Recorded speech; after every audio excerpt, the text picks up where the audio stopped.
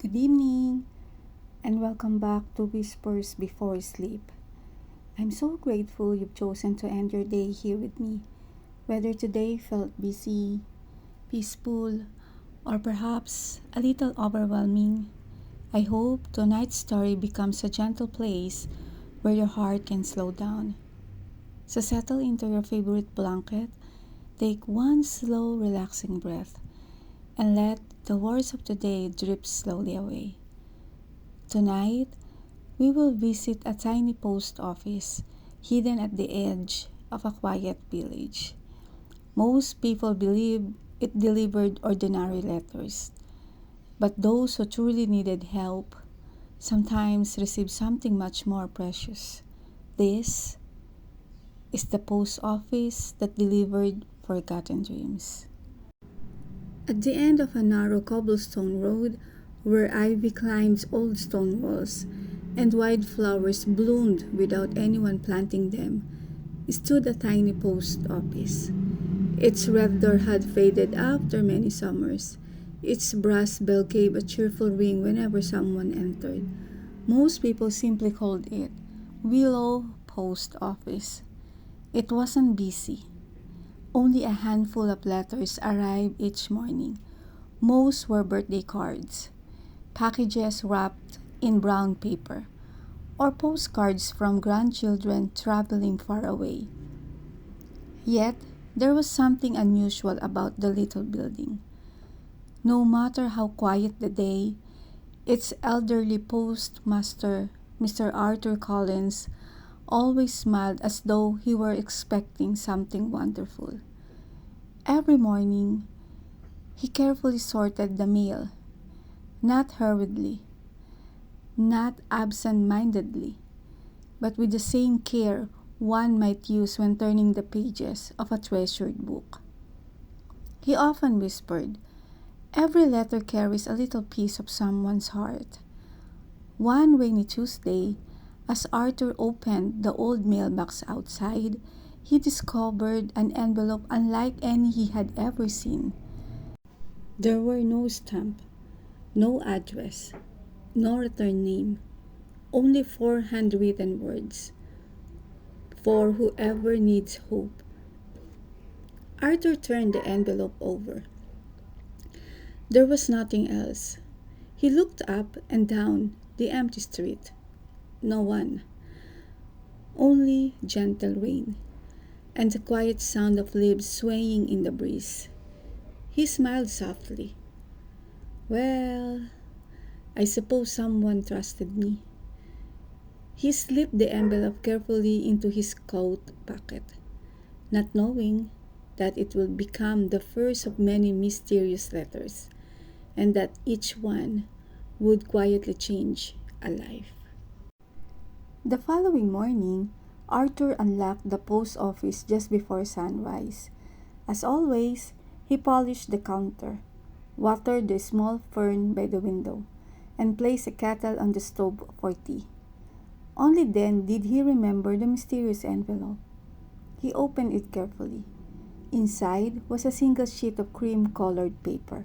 No signature, no date, just one short message. "If you have forgotten what you have once dreamed of becoming, take a slow walk today. Sometimes the heart remembers before the mind does." Arthur read it twice, then a third time. He smiled. It wasn't really a letter. It felt more like a gentle reminder. That afternoon, a tired schoolteacher stopped to collect a parcel. She looked exhausted. Arthur hesitated, then handed her the note. "I think this might belong to you." She read it silently. For several moments, she said nothing. Then she smiled, the kind of smile that appears after a very long time. "I haven't taken a walk in years." She folded the note carefully. "Thank you." Arthur watched her leave. Perhaps some letters didn't need names. They simply found the people who needed them most. A few days passed. The little post office returned to its quiet rhythm. Letters arrived, parcels were collected, neighbors stopped by for friendly conversations. Yet, every morning, Arthur found himself glancing at the old red mailbox, half expecting another mysterious letter. One crisp autumn afternoon, a small boy entered the post office. He couldn't have been older than 10. He wore an oversized blue sweater and carried an envelope tightly in both hands. Arthur smiled warmly. "Good afternoon." The boy smiled back. "I'd like to mail this." Arthur reached for the envelope, then paused. There was no address, no stamp, nothing written on the front, only a tiny drawing of a paper kite. Arthur looked at the boy. "It seems you've forgotten the address." The boy shook his head. "No, it's supposed to be blank." Arthur blinked. "Really?" The boy nodded. "My grandfather used to say, if you don't know where hope lives, just send it anyway." Arthur couldn't help but smile. "And what's inside?" The boy thought for a moment. "A dream." Arthur carefully accepted the envelope. "I'll make sure it's delivered." The boy's face brightened. "Thank you." As he skipped out in the afternoon sunshine, Arthur gently turned the envelope over in his hands. He knew postal rules. An envelope without an address could never be delivered. And yet, something inside him whispered, perhaps not every destination appears on a map. That evening, as he locked the post office, he placed the envelope beside the mysterious letter on a small wooden shelf. For reasons he couldn't explain, it felt exactly where it belonged. As autumn slowly painted the village gold, more unusual letters began to appear. One arrived folded in the shape of a bird. Another was tied with a faded blue ribbon. None had addresses. None had stamps. But each carried gentle words. One read, "If you've stopped believing in yourself, begin again tomorrow." Another simply said, "Someone is grateful that you exist, even if they haven't told you yet." Arthur never questioned where the letters came from. Instead, he placed each one on the same wooden shelf near the window. He began calling it the Shelf of Forgotten Letters. Word quietly spread through the village, not through newspapers, not through gossip, but through smiles. A gardener visited one afternoon. Arthur handed him a letter that read, "Every flower blooms in its own season." The gardener wiped away a quiet tear. "I needed this today." A young violinist came the following week. She received a note that said, "The world still needs your song." She left holding the letter close to her heart. Arthur never chose who received each message. He simply waited. Somehow, the right hands always reach for the right letter. Perhaps hope has a way of recognizing the people who need it most. Winter arrived gently. The little post office looked even cozier beneath its blanket of snow. One quiet evening, Arthur stood alone by the window. He looked at the nearly empty shelf. Most of the mysterious letters had found new homes. Only one remained. It was the very first envelope. "For whoever needs hope."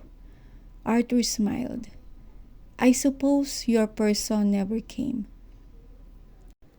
As he reached to put the letter away, his eyes caught the reflection in the window. He paused.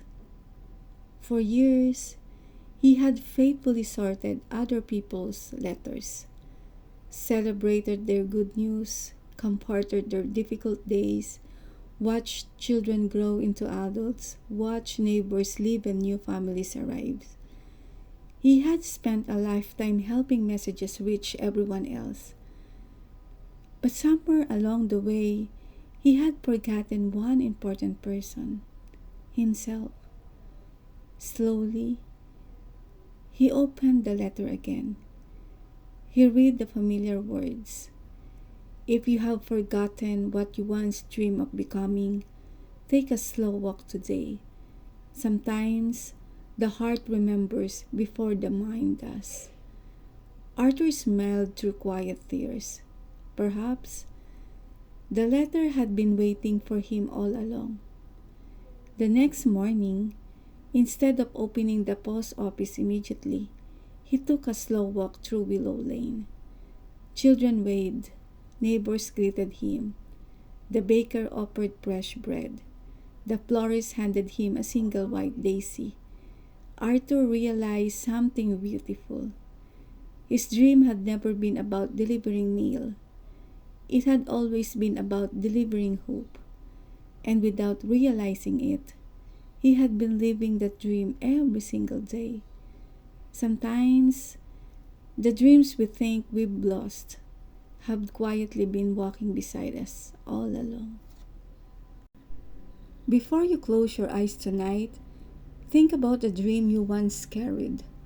It doesn't have to be a grand ambition. Perhaps it was simply to live peacefully, to spend more time with the people you love, to create something meaningful, or to become someone who brings comfort to others. Dreams do not always disappear. Sometimes they simply wait until our hearts are quiet enough to hear them again. Thank you for spending this quiet evening with me.